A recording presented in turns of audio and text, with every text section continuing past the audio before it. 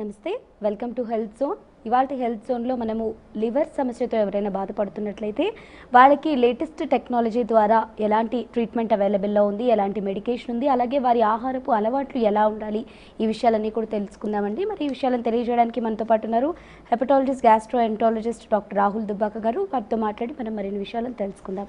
నమస్కారం డాక్టర్ గారు. నమస్కారం. రాహుల్ గారు, ముందుగా మనకి ఈ లివర్ ప్రాబ్లం ఉంది అని మనం ఎలా తెలుసుకోవచ్చు అంటారు? దానికి ఏమైనా సిమ్టమ్స్ ఉంటాయా? అంటే లివర్ ప్రాబ్లం అనేది చాలా ఎక్కువ అడ్వాన్స్ అయ్యేంత వరకు స్పెసిఫిక్ సిమ్టమ్స్ అనేవి రాకపోవచ్చండి.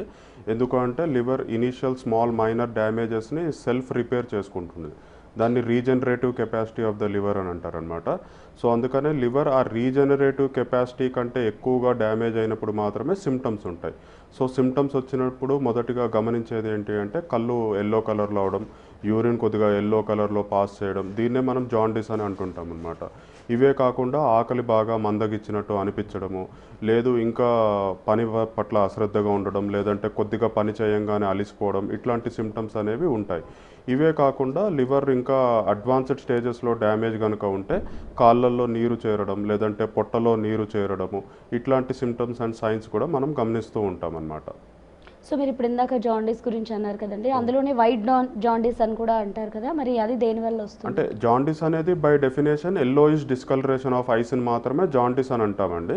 కానీ కొన్ని సందర్భాల్లో పేషెంట్స్ కూడా చెప్తుంటారు, ఎవరి దగ్గర చూపించుకున్నప్పుడు వైట్ జాండీస్ మాకు ఉందని అన్నారండి అని. యాక్చువల్గా మెడికల్ టర్మినాలజీలో వైట్ జాండీస్ అంటూ ఏమీ ఉండదు. కానీ కొన్నిసార్లు బాగా బ్లడ్ తక్కువగా ఉన్నప్పుడు ఏంటి అంటే మ్యూకస్ మెంబ్రెన్స్, అంటే టంగ్ కానీ, లేదంటే పెదాలు కానీ, లేదంటే చెంప లోపడి భాగం కానీ, లేదంటే కంటి కింది భాగం, ఇట్లాంటివన్నీ బాగా వైట్గా పేల్గా కనిపిస్తూ ఉంటాయి అన్నమాట. సో దీన్ని రిఫర్ చేసేటప్పుడు కొంతమంది వైట్ జాండీస్ అంటూ చెప్తూ ఉంటారు. బట్ యాక్చువల్గా అదేంటంటే రక్తహీనతని వాళ్ళు వైట్ జాండీస్ అంటారు. బట్ బై డెఫినేషన్ జాండీస్ అంటే yellowish discoloration of ice and mucus membranes అన్నమాట. అండ్ అలాగే ఈ సిచ్యువేషన్లో చాలామంది పసరు మందు వాడుతూ ఉంటారు కదా, సో అది ఎంతవరకు సేఫ్ అంటారు? అంటే జాండీస్కి రకరకాల కారణాలు ఉంటాయండి. బట్ చాలా వరకు ఈ పసరు వైద్యం అనేది ఎస్పెషల్లీ మన తెలుగు స్టేట్స్లో చాలా వింటూ ఉంటాము. ఫస్ట్ చాలామంది ఈవెన్ ఎడ్యుకేటెడ్ పీపుల్ కూడా పలానా చోట పలానా వ్యక్తి పసరు వైద్యం ఇస్తాడండి, లేదంటే కళ్ళల్లో ఏవో డ్రాప్స్ వేస్తారని, లేదంటే ఇంకా కొంతమంది ఊర్లలో ఇలా కాల్చుకుంటారనమాట. చిన్న ఐరన్ మెటల్ని హీట్ చేసి కాల్చి దాంట్లో చీము పట్టి దాని ద్వారా జాండీస్ తగ్గుతుందని ఇట్లా రకరకాలుగా ప్రచారంలో ఉన్నాయి. బట్ యాక్చువల్గా ఏంటంటే కొన్ని సెల్ఫ్ లిమిటెడ్ జాండీస్ కేసెస్ ఉంటాయి. అంటే సపోజ్ ఇప్పుడు హెపటైటిస్ ఏ అనే ఒక వైరస్, హెపటైటిస్ ఈ అనే ఒక వైరస్ అనమాట. ఇవేంటంటే ఫుడ్ అండ్ వాటర్ ద్వారా స్ప్రెడ్ అవుతుంటాయి. ఎస్పెషల్ 5 to 15 years పిల్లల్లో కామన్గా చూస్తుంటాం. సో వీళ్ళకి ఏంటంటే ఎటువంటి మెడిసిన్ ఇవ్వకుండా జస్ట్ గుడ్ డైట్ ఇచ్చి రెస్ట్ ఇస్తే ఒక 2 weeks to 3 weeks టైంలో ఆటోమేటిక్గా జాండీస్ అనేది తగ్గుతూ ఉంటుందన్నమాట. సో ఇలాంటప్పుడు పసరు వైద్యం వాడినా, కళ్ళల్లో ఏదైనా మందు వేసుకున్నా కూడా తగ్గే ఛాన్స్ అయితే ఉంది. బట్ క్యాన్సర్స్ వల్ల వచ్చే జాండీస్ అనుకోండి, లేదంటే కొన్ని రకాల మెడిసిన్స్ వల్ల కూడా జాండీస్ వచ్చే ఛాన్స్ ఉంటుంది. ఇట్లాంటివన్నీ ఈ పసరు వైద్యాలతో తగ్గవు. సో ఇంటర్న్గా జరిగే నష్టం ఏంటి అంటే ఆ జాండీస్ గల కారణం డయాగ్నోసిస్ అవ్వడం లేట్ అయిపోతుంది. రకరకాల పసరు వైద్యాలు ట్రై చేసి తగ్గకపోయేది, దాని తర్వాత డాక్టర్ దగ్గరికి వచ్చేసరికి మనకి ఆల్రెడీ డిలే అయిపోతుంది అనమాట. సో అప్పుడు ట్రీట్మెంట్ ఇస్తే కాస్త డిలేడ్గా రెస్పాన్స్ అనేది వస్తుంది. అలాగే ఫ్యాటీ లివర్ అని అంటూ ఉంటారు కదా, దాని యొక్క లక్షణాలు ఎలా ఉంటాయో తెలియజేస్తారు? సో బేసిక్గా ఫ్యాటీ లివర్ ఈ మధ్య కాలంలో ఎక్కువగా వింటున్నామండి. ఎస్పెషల్లీ ర్యాంపెంట్ ఒబిసిటీ వల్ల కూడా దాంతోపాటు వచ్చే వన్ ఆఫ్ ద డిసీజ్ అనమాట ఇది ఫ్యాటీ లివర్ అనేది. అండ్ అట్లాగే ఆల్కహాల్ వల్ల డ్యామేజ్ అయ్యే లివర్ డిసీజ్లో కూడా first stage fatty liver disease అనమాట. సో మన శరీరం కిందలో ఎస్పెషల్లీ చర్మం కింద ఫ్యాట్ ఎట్లయితే డిపాజిట్ అవుతుందో అట్లాగే లివర్ టిష్యూలో కూడా ఫ్యాట్ అనేది డిపాజిట్ అయ్యే ఛాన్స్ ఉంటుంది. ఆల్కహాల్ వల్ల కానీ, ఎక్సెస్ ఒబిసిటీ ఉండడం వల్ల కానీ, లేదు అంటే హార్మోనల్ డిస్టర్బెన్సెస్లో ఎస్పెషల్లీ డయాబెటిక్ పేషెంట్స్లో, లేదంటే హైపోథైరాయిడిజం ఉన్న పేషెంట్స్లో, లేదంటే ఓరల్ కాంట్రసెప్టివ్ పిల్స్ ఎక్కువగా వాడే విమెన్లో కానీ, ఇట్లాంటి వాళ్ళల్లో ఈ ఫ్యాటీ లివర్ అనేది చూస్తూ ఉంటాం. So initial grade 1, grade 2 fatty లివర్లో పేషెంట్కి పెద్దగా సిమ్టమ్స్ కూడా ఏమీ ఉండవు అనమాట. కానీ గ్రేడ్ 3 ఫ్యాటీ లివర్ అట్లా వచ్చిన తర్వాత లివర్ సైజ్ ఎన్లార్జ్ అవడం వల్ల కొద్దిగా ఇట్లా రైట్ సైడ్ పెయిన్ అనేది, రిబ్స్ కింద పెయిన్ అనేది ఫీల్ అయ్యే ఛాన్స్ ఉంటుందన్నమాట. యాక్చువల్గా ఈ ఫ్యాటీ లివర్ అనేది ఎక్కువగా రొటీన్ అల్ట్రాసౌండ్ స్క్రీనింగ్స్, రొటీన్ టెస్టులు కొన్నిసార్లు చేయించుకుంటుంటారు కదండి, అందులో బయటపడుతుంది అనమాట ఫ్యాటీ లివర్. ఎందుకంటే ఇనిషియల్ స్టేజెస్లో పేషెంట్కి ఎటువంటి సిమ్టమ్స్ ఉండవు అనమాట. ఓకే. సో ఇప్పుడు మీరు అన్నారు కదా కూడా ఆల్కహాల్ తీసుకునే వాళ్ళకి కూడా ఈ ఫ్యాటీ లివర్ వచ్చే అవకాశం అవునండి, ఉంటుందండి. సో హ్యాబిచువల్గా ఎవ్రీడే కూడా ఆల్కహాల్ తీసుకునే వాళ్ళు ఉంటారు కదా, అవునండి. సో మరి వాళ్ళు ఎలాంటి కేర్ తీసుకోవాలంటారు? సో ఫస్ట్ ఆఫ్ ఆల్ వీలైనంత వరకు రెగ్యులర్ ఆల్కహాల్ ఇంటేక్ అయితే మంచిది కాదు. అకేషనల్గా తీసుకునే వాళ్ళల్లో మేజర్ లివర్ ఇష్యూస్ రాకపోవచ్చు, బట్ రెగ్యులర్గా ఆల్కహాల్ కన్జ్యూమ్ చేస్తుంటే ఒక 7 to 8 ఇయర్స్ తర్వాత లివర్ డ్యామేజ్ అనేది డెఫినెట్గా కనిపిస్తూ ఉంటుంది. అంటే స్టేజ్ ఆఫ్ లివర్ డ్యామేజ్ అనేది వేరీ అవ్వచ్చు, బట్ డెఫినెట్గా some amount of liver damage అని ఉంటుంది. సో ఒకవేళ అర్లీ స్టేజెస్లో ఇట్లాంటి లివర్ డ్యామేజ్ని మనం కనుక డయాగ్నోసిస్ చేయాలి అంటే రెగ్యులర్గా ఆల్కహాల్ కన్జ్యూమ్ చేసేవాళ్ళు అట్లీస్ట్ 6 monthsకి ఒకసారన్నా basic liver function test and ఒక అల్ట్రాసౌండ్ స్క్రీనింగ్ టెస్ట్ అనేది చేయించుకోవాలి. అల్ట్రాసౌండ్లో ఏంటంటే లివర్ సైజ్ ఏమన్నా పెరుగుతుందా, ఫ్యాటీ లివర్ ఏమన్నా ఉందా, ఉంటే ఎటువంటి గ్రేడ్లో ఉంది, గ్రేడ్ 1 గ్రేడ్ 2 ఇట్లాంటివన్నీ అల్ట్రాసౌండ్లో తెలుస్తాయి అన్నమాట. ఈ లివర్ ఫంక్షన్ టెస్ట్లో లివర్ ఎంజైమ్స్ అని, బిలిరుబిన్ అని ఇవి కొన్ని వాల్యూస్ ఉంటాయండి. దాన్ని బట్టి డిగ్రీ ఆఫ్ లివర్ డ్యామేజ్ అనేది మనం అసెస్ చేయడానికి వీలవుతుంది అనమాట. సో ఈ హ్యాబిచువల్ ఆల్కహాలర్ ఎవరైతే ఉంటారో వారు రెగ్యులర్గా ఏవైనా టెస్టులు చేయించుకోవాల్సిన అవసరం ఉంటుందంటారా జనరల్లీ? అంటే అదే అండి, అట్లీస్ట్ 6 monthsకి ఒకసారి liver function test and ultrasound ఒకటి చేయించుకోవచ్చు. ఇంకా చాలా ఎక్కువ మోతాదులో కన్జ్యూమ్ చేసే వాళ్ళలో అనీమియా కూడా వస్తుందంట, రక్తహీనత అని మనం ఏదైతే అంటామో. సో అట్లాంటి వాళ్ళు ఒక సిబిపి కంప్లీట్ బ్లడ్ పిక్చర్ అనేది కూడా చేయించుకోవాలి. ఎవ్రీ 6 months 6 monthsకి ఒకసారి అన్నా చేయించుకోవాలి. ఓకే. సో ఈ లివర్ సమస్యతో బాధపడుతున్న వాళ్ళు ఎలాంటి జాగ్రత్తలు తీసుకోవాలంటారు? ఫస్ట్ ఆఫ్ ఆల్ ఆ లివర్ సమస్య ఎందుకు వచ్చింది అనేది మనం ఫస్ట్ ఐడెంటిఫై చేసుకోవాలి. ఒకవేళ ఆల్కహాలే దానికి కారణమైతే ఎట్టి పరిస్థితుల్లో ఆల్కహాల్ అనేది కన్జ్యూమ్ చేయకూడదు అనమాట. ఆల్కహాల్ తాగుతూ మళ్ళీ ఎటువంటి జాగ్రత్తలు తీసుకున్నా పెద్ద ఉపయోగం ఉండదు. So first of all risk factors ఏవైతే ఉన్నాయో వాటిని కంప్లీట్గా ఆపేసేయాలి. దాని తర్వాత హెల్దీ డైట్ అనేది చాలా ఇంపార్టెంట్.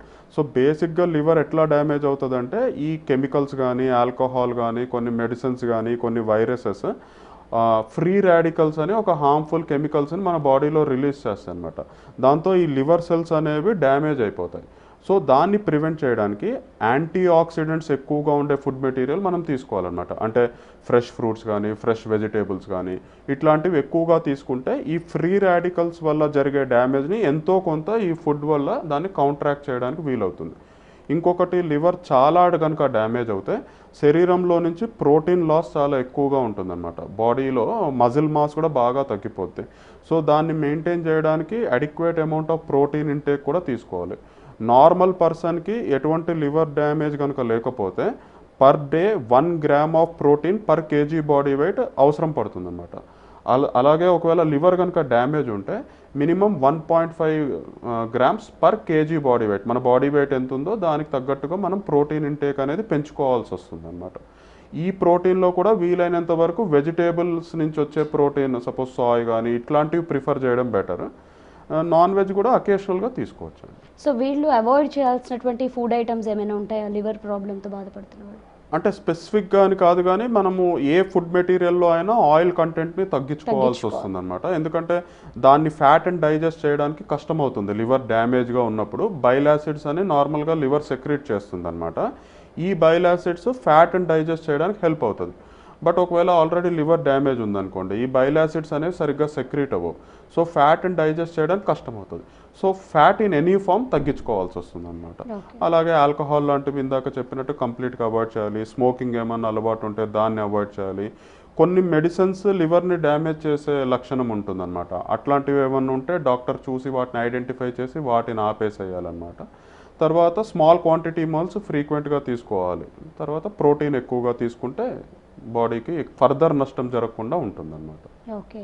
సో మనకి లివర్ డ్యామేజ్ అవుతూ వస్తుంది అంటే మన లైఫ్ రిస్క్లో పడ్డట్టే అంటారా? డెఫినెట్గా అండి. లివర్ డ్యామేజ్ ఎండ్ స్టేజ్ కనుక వెళ్తే ఆటోమేటిక్గా మార్టాలిటీ అనేది చాలా హైగా ఉంటుందన్నమాట.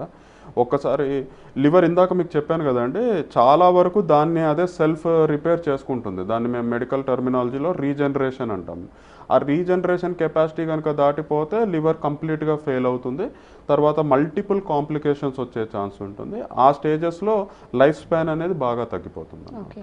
సో సమ్టైమ్స్ లివర్ ట్రాన్స్ప్లాంటేషన్ చేయాల్సిన సిచ్యువేషన్ వచ్చినట్లయితే కనుక ఎవరైనా డోనర్ ఉంటారు కదా, వాళ్ళు ఎలాంటి కేర్ తీసుకోవాలి? అండ్ ఆఫ్టర్ ట్రాన్స్ప్లాంటేషన్ వాళ్ళకి ఏమైనా కాంప్లికేషన్స్ వచ్చే అవకాశం ఉంటుందంట? ముందుగా మన దగ్గర ఎవరు పడితే వాళ్ళు డొనేట్ చేయడానికి జనరల్గా లేదండి లా ప్రకారము.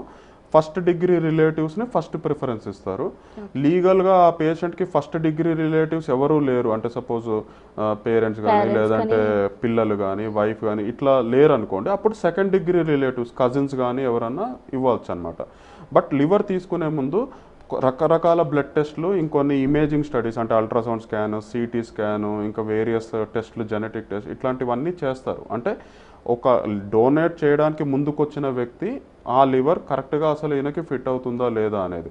అంటే సపోజ్ ఆయనకే ఎగ్జిస్టింగ్ లివర్ డిసీజెస్ ఏమన్నా తెలియనివి ఉండొచ్చు కదా, suppose hepatitis B, hepatitis C ఇట్లాంటివి బయట పడకపోవచ్చు. సో అట్లాంటివి ఏమైనా ఉన్నాయా, లేదంటే ఫ్యాటీ లివర్ కూడా ఎక్సెస్ ఫ్యాటీ లివర్ ఉన్నా కూడా అతను డొనేట్ చేసే ఆస్కారం ఉండదన్నమాట. సో ఇట్లాంటివన్నీ చూసుకొని ఒక పేషెంట్ డొనేషన్కి రెడీగా ఉన్నాడా లేదా కొన్ని టెస్ట్ల ద్వారా కన్ఫర్మ్ చేసుకుంటారు. దాని తర్వాత కూడా ఏంటంటే లివర్లో ఒక half part of the liver ఇచ్చినా కూడా రఫ్గా ఏంటి అంటే 6 నుంచి 8 వీక్స్ లోపు ఆ లివర్ మళ్ళీ రీజనరేట్ అయిపోతుంది డోనార్కి. సో ప్రాపర్గా ఎవాల్యుయేట్ చేసి కనుక లివర్ ట్రాన్స్ప్లాంట్కి వెళ్తే డోనార్కి మేజర్ లైఫ్ రిస్క్ అంటూ జనరల్గా ఏమీ ఉండదు. ఆఫ్టర్ 6 to 8 వీక్స్ రొటీన్ యాక్టివిటీస్లో కూడా వాళ్ళు వెళ్ళిపోవచ్చు అనమాట. ఓకే, అసలు ఈ లివర్ ప్రాబ్లం అంటే మనకి జెనెటికలీ ఏమైనా వచ్చే అవకాశం ఉంటుందంటారా? జెనెటికల్గా వచ్చే లివర్ డిసీజెస్ కూడా కొన్ని ఉంటాయండి. ఆటో ఇమ్యూన్ హెపటైటిస్ అని అంటాము, లేదు అంటే విల్సన్స్ డిసీజ్ అని, హీమోక్రోమటోసిస్ అని, ఇవన్నీ కొద్దిగా రేర్గా వచ్చేవి. బట్ కొంతమంది పిల్లల్లో చూస్తూ ఉంటామండి, బిలియరీ అట్రిషియా అని, పుట్టిన కొన్ని నెలల్లోపే ట్రాన్స్ప్లాంట్ కనుక జరగకపోతే చనిపోయే కండిషన్స్ కూడా కొన్ని జెనెటిక్గా ఉన్నాయండి. బట్ అవి రేర్ అండ్ వాటికి ప్రస్తుతానికి స్పెసిఫిక్ ట్రీట్మెంట్స్ కూడా అందుబాటులో లేవు. ఏదర్ వీలవుతే లివర్ ట్రాన్స్ప్లాంటేషన్ చేసే ఆస్కారం కనుక ఉంటే అలాంటివి చేయించుకోవచ్చు అన్నమాట. అలాగే ఈ లివర్ క్లీన్ చేయడానికి కొన్ని రకాల జ్యూసులు అవి కొంచెం హెల్ప్ అవుతాయి అని మనం వింటూ ఉంటాము ఇంటర్నెట్లో అలా. సో అది నిజమేనంటారా? అంటే యాక్చువల్గా అవి చాలా అడ్వర్టైజ్మెంట్స్లో అట్లా చెప్తూ ఉంటారు, బట్ ఎగ్జాక్ట్ దాంట్లో ఏం కాంపోజిషన్ ఉందని వాళ్ళు ఏం రివీల్ చేయరు. సో అన్లెస్ అందులో కాంపోజిషన్ ఏంటి అనేది తెలిస్తే కానీ దానివల్ల ఎంత బెనిఫిట్ లేదంటే నష్టమా అనేది మనం చెప్పడానికి వీల్లేదు. బట్ ఒక రఫ్ అండర్స్టాండింగ్ కోసం ఏంటి అంటే ఇందాక చెప్పినట్టు యాంటీ ఆక్సిడెంట్స్ బాగా ఉంటే ఆటోమేటికల్గా లివర్ డ్యామేజ్ని అవి తగ్గిస్తాయి. సో సపోజ్ ఇప్పుడు ఫ్రెష్ ఫ్రూట్స్, ఫ్రెష్ వెజిటేబుల్స్ వాటిని రొటీన్గా తీసుకున్నా కూడా మనకి అంతే బెనిఫిట్ ఉంటుంది. బట్ స్పెసిఫిక్గా ఇది తీస్తే లివర్ కంప్లీట్గా క్లీన్ అయిపోతుంది, 4 రోజులు తాగితే క్లీన్ అయిపోతుంది, అట్లాంటిది ఏమీ ఉండదన్నమాట. ఆల్కహాల్ ఆపేయాలి, మిగతా డ్రగ్స్ ఏమన్నా మెడిసిన్స్ ఏమన్నా వెళ్తుంటే వాటిని ఆపేసేసి ఆయిల్ కంటెంట్ తగ్గించేసి మనం తీసుకునే క్యాలరీస్ని కూడా కొద్దిగా తగ్గించేసుకొని ఇట్లాంటి అన్నిటి వల్ల లివర్ కొద్దిగా ఇంప్రూవ్ అవుతుంది.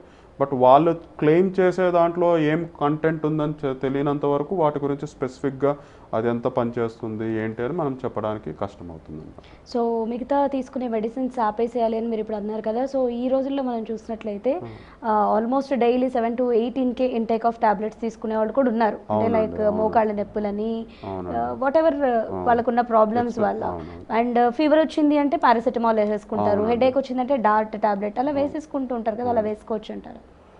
అంటే ఇప్పుడు మీరు అన్నది కరెక్టే అండి. పాలీఫార్మసీ అని అంటుంటాం. అంటే ఇప్పుడు కొంతమంది డయాబెటిక్ పేషెంట్స్ 7 to 8 మెడిసిన్స్ మీద, హార్ట్ పేషెంట్స్ కూడా 8 to 10 మెడిసిన్స్ ఇట్లా చూస్తూ ఉంటాము. బట్ లివర్ని స్పెసిఫిక్గా డ్యామేజ్ చేసేవి కొన్ని మెడిసిన్సే ఉంటాయి అన్నమాట. సో అట్లాంటివి any gastroenterologist or for that matter a physician అయినా ఈజీగా ఐడెంటిఫై చేయగలడు. కొన్ని రకాల యాంటీబయాటిక్స్ ఉన్నాయి, అమాక్సిసిలిన్ అని, ఇట్లాంటివి అంటే ఆల్రెడీ లివర్ డ్యామేజ్ ఉంటే అవి డెఫినెట్గా మనం అవాయిడ్ చేయాలన్నమాట. సో ఇంకొకటి మెయిన్గా చూసేది ఏంటంటే ట్యూబర్క్యులోసిస్కి పెట్టే ట్రీట్మెంట్లో లివర్ డ్యామేజ్ అనేది ఒక 5 to 10% పీపుల్లో చూస్తూ ఉంటాం అన్నమాట. ఇవే కాకుండా కొన్ని రకాల స్కిన్ కండిషన్స్ కోసం లేదంటే రుమటోలాజికల్ డిసీజెస్ అంటాం కదండి, వాటికి సంబంధించి మెథోట్రెక్సేట్ అనే ఒక డ్రగ్ కామన్గా వాడుతూ ఉంటారు. అలాంటివి కూడా లివర్ ప్రాబ్లం ఉన్న వాళ్ళల్లో అవాయిడ్ చేయాలి, అజాథయోప్రైన్ అని ఇట్లాంటివి. అయితే ఏంటంటే యాక్చువల్గా అవి స్టార్ట్ చేసిన డాక్టర్ గారు ఎవరైతే ఉన్నారో వాళ్ళు కూడా జనరల్గా after a week or 10 days తర్వాత ఎల్ఎఫ్టీ అనేది చేయించుకోమనే చెప్తారండి. ఎందుకంటే అది స్టార్ట్ చేసిన తర్వాత ఏమన్నా లివర్ ఇష్యూస్, లివర్ అబ్నార్మల్గా ఫంక్షన్ చేస్తుందో వాళ్ళు చెక్ చేసుకుంటారు. అట్లాంటిది ఏమన్నా ఉంటే ఆ మెడిసిన్స్ ఆపేసి ఆల్టర్నేటివ్గా అట్లా ఇస్తారు. బట్ కీపింగ్ దట్ అసైడ్ ఇవన్నీ ప్రిస్క్రైబ్డ్. మీరు అడిగింది ఏంటంటే suppose over the counter medicines తీసుకోవడం, అది ఎప్పటికైనా నష్టమేనండి. ఎస్పెషల్లీ ఇప్పుడు పారాసెటమాల్ సేఫ్ అని అంటారు, బట్ లివర్ డ్యామేజ్ ఉన్నప్పుడు పారాసెటమాల్ ఓవర్ డోస్ కనుక అవుతే అది కూడా ఫర్దర్ లివర్ డ్యామేజ్ని కాజ్ చేసే ఛాన్స్ ఉంటుందన్నమాట.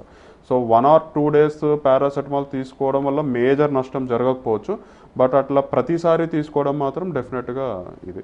తర్వాత మీరు ఇంకోటి చెప్పారు డార్ట్ అనేది, ఇంకోటి నైస్ అని, ఇట్లాంటి కొన్ని మెడిసిన్స్ అవి అండర్లైన్ కిడ్నీ డిసీజెస్ ఇవన్నిటిని అగ్రవేట్ చేసే ఛాన్స్ ఉంటుంది. సో డాక్టర్ కన్సల్టేషన్లో తీసుకోవడమే బెటర్ అండి ఎప్పుడు. ఓకే.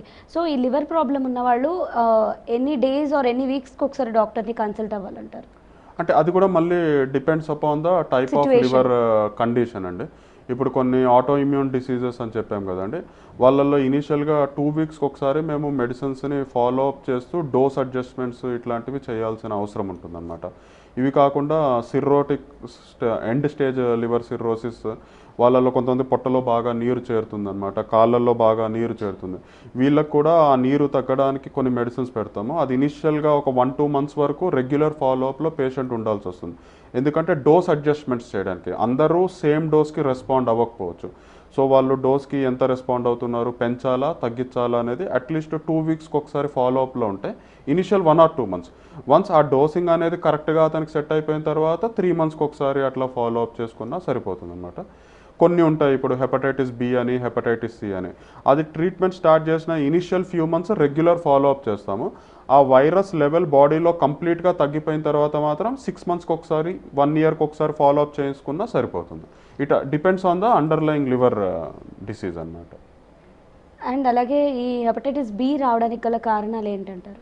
హెపటైటిస్ బి అనేది బేసిక్గా బ్లడ్ బార్న్, అంటే బ్లడ్ ద్వారా వచ్చేది. అంటే సో ఇప్పుడు భర్త నుంచి భార్యకి కానీ, భార్య నుంచి భర్తకి, లేదంటే తల్లి నుంచి వాళ్ళ పిల్లలకి.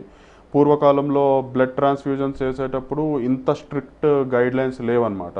సో అట్లాంటప్పుడు ఏమన్నా బ్లడ్ ట్రాన్స్ఫ్యూజన్ అంటే తీసుకున్న వాళ్ళకి సరిగ్గా టెస్ట్ చేయకపోవడం కానీ, లేదంటే ఎక్కించేటప్పుడు ఆ నీడిల్స్ ఏమన్నా కంటే, ఇవన్నీ కొద్దిగా ప్రీవియస్ ఇయర్స్లో అట్లా ఉండేది. ఇప్పుడు మాత్రం బ్లడ్ ట్రాన్స్ఫ్యూజన్ నుంచి హెపటైటిస్ బి, హెపటైటిస్ సి వచ్చేది బాగా తగ్గిపోయిందండి.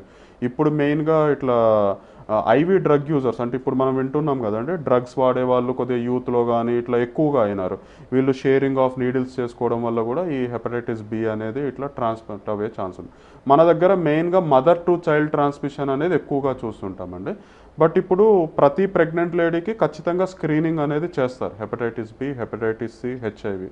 సో దాంతో కూడా ట్రాన్స్మిషన్ అనేది తగ్గించే ఆస్కారం ఉంటుంది. ఈ హెపటైటిస్ బి కేసెస్ మనకి చాలా ఎక్కువ ఉన్నాయి ఈ సిచ్యువేషన్స్లో. అవునండి. సో అదేమైనా మనకి ప్రాణాంతకమని చెప్పచ్చు అంటారా? అంటే హెపటైటిస్ బిలో కూడా మోర్ దెన్ 80% ఆఫ్ ద కేసెస్లో బాడీ ఇమ్యూనిటీ ఆ వైరస్ని అండర్ చెక్లో ఉంచుతుందన్నమాట. సో అంటే వైరస్ చాలా ఎక్కువగా మల్టిప్లై అయ్యి లివర్ని డ్యామేజ్ చేసే స్టేజ్కి ఎక్కువ మందిలో రాదు. అంటే వాళ్ళ ఇమ్యూనిటీ బాగుందనుకోండి, మోస్ట్ ఆఫ్ ద పీపుల్లో వైరస్ అండర్లైన్గా డార్మెంట్ అంటాం, అంటే నిద్రావస్థలో ఉంటుంది. బట్ బాడీలో ఇమ్యూనిటీ తగ్గితే వైరస్ యాక్టివేట్ అయినప్పుడు మాత్రం అది లివర్ని డ్యామేజ్ చేసే ఛాన్స్ ఉంటుంది. అట్లా లివర్ డ్యామేజ్ మనము టెస్టుల్లో బయటపడక ట్రీట్మెంట్ ఏమీ కనుక జరగకపోతే స్లోగా ప్రోగ్రెస్ అయ్యి ఎండ్ స్టేజ్ లివర్ డిసీజ్ రావచ్చు. లేదు అంటే కొన్ని కేసెస్లో హెపాటో సెల్యులర్ కార్సినోమ్ అంటే లివర్ క్యాన్సర్, అది కూడా దారి తీసే ఛాన్స్ అయితే డెఫినెట్గా ఉందండి. ఈ లివర్ క్లీన్కి ఇంటేక్ ఆఫ్ వాటర్ ఏమైనా సపోర్ట్ చేస్తుందంటారా? అంటే రెగ్యులర్గా నార్మల్ పర్సన్స్కి ఎంతవైతే వాటర్ ఇంటేక్ కావాలో అదే తీసుకోవాలి. స్పెసిఫిక్గా ఎక్కువగా తీసుకుంటే లివర్ క్లీన్ అవుతుందని అట్లా ఏమీ ఉండదు. అది కిడ్నీ స్టోన్స్కి అట్లాంటి వాళ్ళకి చెప్తూ ఉంటారు. బట్ ఇంకొకటి ఏంటంటే ఇక్కడ గుర్తుపెట్టుకోవాల్సింది, లివర్ బాగా డ్యామేజ్ అయ్యి శరీరంలో నీరు ఎక్కువగా ఉందనుకోండి, పీడల్ ఎడిమా అని అసైటిస్, వాళ్ళు ఫ్లూయిడ్ ఇంటేక్ తగ్గించుకోవాలి. 1.5 లీటర్స్ 1.2 లీటర్స్ వరకే వాళ్ళకి అలవెన్స్ అనమాట. అంతకంటే ఎక్కువ తీసుకుంటే బాడీలో ఫ్లూయిడ్ అక్యుములేషన్ ఇంకా ఎక్కువ అవుతుంది. సో ఎక్కువ తీసుకుంటే వచ్చే బెనిఫిట్ అయితే డెఫినెట్గా ఏమీ లేదండి. అండ్ అలాగే ఈ లివర్ ప్రాబ్లంతో సఫర్ అవుతున్న వాళ్ళు ఎక్సర్సైజ్లు అలాంటివి ఏమైనా చేయొచ్చు అంటారా? లైక్ యోగా కావచ్చు, ఎక్సర్సైజ్ కావచ్చు. యోగా లాంటివి డెఫినెట్గా చేసుకోవచ్చండి, దాంట్లో ఎటువంటి ఇబ్బంది ఏమి ఉండదు. ఎందుకంటే మజిల్ మీద ఎక్కువగా ఎఫర్ట్ ఏం పడదు కాబట్టి జస్ట్ స్ట్రెచ్చింగ్స్ ఉంటాయి అండ్ మెడిటేషన్ టు కామ్ అవి బాగానే ఉంటాయి. బట్ లివర్ ఎక్కువగా డ్యామేజ్ ఉన్న వాళ్ళు చేద్దాం అనుకున్నా కానీ హెవీ వర్కౌట్స్ అయితే చేయలేరండి. ఎందుకంటే మీకు ఇందాక డిస్కస్ చేసినట్టు మజిల్ మాస్ అనేది బాగా తగ్గిపోతుంది. సో మజిల్ ఎక్కువగా అవసరమయ్యే ఎక్సర్సైజెస్, వెయిట్స్ కానీ, రన్నింగ్ కానీ, లాంగ్ డిస్టెన్స్ ఇట్లాంటివి వాళ్ళు చేద్దాం అనుకున్నా చేయలేరు. అండ్ బెటర్ టు అవాయిడ్ అట్లాంటి సిచ్యువేషన్స్ కనుక ఏమైనా ఉంటే better to avoid heavier exercises అనమాట. అండ్ అలాగే ఈ లివర్ ప్రాబ్లంతో మెడికేషన్లో ఉన్నవాళ్ళు ఆఫ్టర్ 6 months కావచ్చు, 1 year కావచ్చు, ఇంకా నాకు తగ్గిపోయిందిలే ఇప్పుడు ఏమీ లేదులే అని సడన్గా మెడికేషన్ స్టాప్ చేస్తారు. సో అలా చేయవచ్చు అంటే ఇలాంటివి యాక్చువల్గా ఎక్కువగా మేము hepatitis B and hepatitis C కేసెస్లో చూస్తూ ఉంటాం. ఎందుకు అంటే ట్రీట్మెంట్ స్టార్ట్ చేసిన తర్వాత ఇందాక చెప్పినట్టు 3 or 4 months రెగ్యులర్గా ఫాలో అప్ చేసి వాళ్ళ వైరస్ లోడ్ అనేది ఫ్రీక్వెంట్గా చెక్ చేస్తుంటాం. సో చాలామందికి ఆఫ్టర్ 6 months వైరస్ లెవెల్ 0కి వచ్చేస్తుంది అనమాట. బట్ దాని అర్థము ట్రీట్మెంట్ ఆపేయమని కాదు, ఆ ట్రీట్మెంట్ వల్ల వైరస్ చెక్లో ఉంది, మీరు ఆ ట్రీట్మెంట్ తీసేస్తే ఆటోమేటిక్గా ఫ్యూ మంత్స్లో మళ్ళీ వైరస్ రీయాక్టివేట్ అవుతుంది. బట్ అది తెలియని వాళ్ళు లేదంటే చెప్పినా కొన్నిసార్లు అర్థం చేసుకోలేని వాళ్ళు మాత్రము అట్లా ఆపేస్తుంటారు. తర్వాత 1 or 2 years తర్వాత కాంప్లికేషన్స్లో ల్యాండ్ అయ్యి మళ్ళీ డాక్టర్ని కన్సల్ట్ అయ్యే వాళ్ళు కూడా చూస్తూ ఉంటాము. సో సిన్సియర్ సజెషన్ ఏంటి అంటే అట్లాంటిది మాత్రం చేయకూడదు, డాక్టర్నే క్లియర్గా అడిగి దాన్ని బట్టి డెసిషన్స్ అనేది తీసుకోవాలి. కొన్నిసార్లు ఆ మెడిసిన్స్ వాళ్ళకి పడకపోవచ్చు, దానివల్ల ఏమైనా సైడ్ ఎఫెక్ట్స్ రావచ్చు. ఇప్పుడు కిడ్నీ పేషెంట్స్ కూడా hepatitis B hepatitis C treatment start చేస్తుంటాం. వాళ్ళకి కొన్నిసార్లు ఏమవుతుందంటే డైలీ ఇవ్వకుండా ఆల్టర్నేట్ డేస్ కానీ 3 daysకి ఒకసారి కూడా డోసెస్ మేము చేంజ్ చేస్తుంటాం. So it should be under doctor supervision. And అలాగే లివర్ సిరోసిస్ అంటారు కదా, దాని గురించి కూడా ఒకసారి తెలియజేస్తారు. బేసిక్గా లివర్ సిర్రోసిస్ అంటే ఏంటంటే ఎండ్ స్టేజ్ లివర్ డ్యామేజ్ ఏదైతే ఉందో దాన్ని సిర్రోసిస్ అంటాం. అది ఇర్రిపేరబుల్ స్టేజ్, అంటే దానంతలా అది మళ్ళీ న్యాచురల్గా నార్మల్ స్టేజ్కి రాదనమాట. ఇప్పుడు ఫ్యాటీ లివర్ అనేది it is a reversible stage. వాళ్ళు డైట్ కంట్రోల్ చేసుకొని ఆల్కహాల్ ఆపేసి ఏదైనా అఫెండింగ్ మెడిసిన్స్ ఉంటే అవి ఆపేసుకొని హెల్దీ లైఫ్ స్టైల్ కనుక లీడ్ చేశారనుకోండి, ఒక 4 to 5 kgs వెయిట్ లాస్ ఇవన్నీ కనుక జరిగితే ఫ్యాటీ లివర్ నుంచి నార్మల్ లివర్ అవ్వచ్చు. బట్ సిర్రోసిస్ అంటేనే end stage liver disease. So except in very rare cases of hepatitis B నార్మల్గా సిర్రోసిస్ అనేది నార్మల్ అవ్వదు అనమాట. సో సిర్రోసిస్ వచ్చిన తర్వాత అట్లీస్ట్ ఫర్దర్గా దాన్ని డీకాంపన్సేటెడ్ లివర్ డిసీజ్ అంటాము. అంటే ఇందాక చెప్పినట్టు కాంప్లికేషన్స్, జాండిస్ ఎక్కువ కనపడడం, బ్లడ్ వామిటింగ్స్ వచ్చే ఛాన్స్ ఉంటుంది, కాళ్ళల్లో నీరు వచ్చే ఛాన్స్ ఉంటుంది, పొట్టలో నీరు వచ్చే ఛాన్స్ ఉంటుంది, కోమాలోకి ల్యాండ్ అయ్యే ఛాన్స్ ఉంటుంది.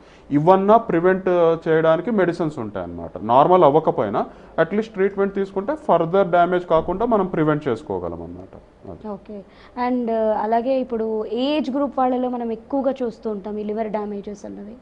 అంటే మళ్ళీ ఏజ్ గ్రూప్కి వచ్చేసరికి కాజ్ బట్టి అండి. ఇప్పుడు 5 to 15 years వాళ్ళల్లో వైరల్ జాండిస్, వైరల్ హెపటైటిస్ అనేది కామన్గా చూస్తుంటాం. ఇంకా చిన్న పిల్లల్లో పుట్టిన తర్వాత ఒక ఫస్ట్ 6 months లోపు ఇట్లేమో జెనెటిక్ కాజెస్లో చూస్తుంటాం అనమాట. బిలియరీ అట్రిషియా అని, గ్లైకోజన్ స్టోరేజ్ డిసీజ్, అవి చాలా రేర్ అండి. అవి వాళ్ళల్లో ఏజ్ గ్రూప్ బట్టి. తర్వాత ఈ మిడిల్ ఏజ్ వాళ్ళల్లో మనం హెపటైటిస్ బి హెపటైటిస్ సి ఇవి చూస్తుంటాం. వాటితో పాటు ఆల్కహాల్ అనేది కూడా ఒకటి యాడ్ అవుతుంది. ఆల్కహాలిక్ లివర్ డిసీజెస్ కూడా ఈ ఏజ్ గ్రూప్ వాళ్ళలో చూస్తుంటాం. తర్వాత 45 to 60లో ఇవి ఇందాక చెప్పినట్టు వైరల్ కాజెస్ ఉండొచ్చు, ఆల్కహాల్ రిలేటెడ్ కాజెస్ ఉండొచ్చు. తర్వాత వచ్చేసి ఫ్యాటీ లివర్ వల్ల డ్యామేజ్ అయ్యే లివర్ ఏదైతే ఉందో, అంటే ఒబిసిటీ వల్ల లేదంటే డయాబెటిక్ పేషెంట్స్లో ఇవి వాళ్ళల్లో చూస్తుంటాం. ఇంకా నెక్స్ట్ వచ్చే ఏజ్ గ్రూప్లో క్యాన్సర్ రిలేటెడ్ లివర్ డిసీజెస్ కూడా చూస్తుంటాం. సో ఏజ్లో అంటే పలానా ఏజ్కి పలానా కాజెస్ అనేది కామన్గా చూస్తూ ఉంటాం అన్నమాట. ఓకే. సో సిరోసిస్ అన్నది లాస్ట్ స్టేజ్ అని మీరు చెప్పారు కదా, సిరోసిస్ స్టేజ్లో ఉన్న వాళ్ళకి ఇంకా ఏదైనా బాడీ పార్ట్ పైన దాని ఇంపాక్ట్ పడే అవకాశం ఉంటుందంటారా? పడుతుందండి. వన్స్ ఎండ్ స్టేజ్ లివర్ డిసీజ్కి వచ్చిన తర్వాత స్లోగా కిడ్నీస్ మీద దాని ఇంపాక్ట్ అనేది ఉంటుంది. దాన్ని హెపాటోరీనల్ సిండ్రోమ్ అంటాం. లంగ్స్ మీద దాని ఎఫెక్ట్ పడే ఉంటుంది. హెపాటో పల్మనరీ సిండ్రోమ్ అని ఒకటి ఉంటుంది. హార్ట్ మీద దాని ఎఫెక్ట్ పడుతుంది.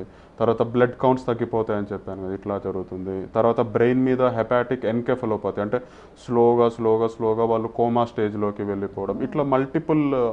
అంటే బేసిక్గా చాలామంది తెలియని విషయం ఏంటంటే లివర్ మన బాడీలో బిగ్గెస్ట్ ఆర్గాన్. స్కిన్ తర్వాత అంత పెద్ద ఆర్గాన్ 1.5 kgs ఉంటుంది. సో అంత పెద్ద ఆర్గాన్ ఇంకా ఏదీ లేదు. అండ్ లివర్ చేసే మల్టిపుల్ ఫంక్షన్స్ చాలామందికి తెలియదు. అంటే ఇప్పుడు హార్ట్ అనుకోండి, దాని మెయిన్ ఏంటంటే జస్ట్ పంపింగ్ ఆఫ్ బ్లడ్, అందుకే దానికి ఇప్పుడు రీప్లేస్మెంట్స్ ఉన్నాయి. కిడ్నీ అనుకోండి జస్ట్ ఫిల్టరేషన్, అంటే మేజర్వి చెప్తున్నాను, అదొకటే అని కాదు. సో దానికి డయాలిసిస్ ఉంది.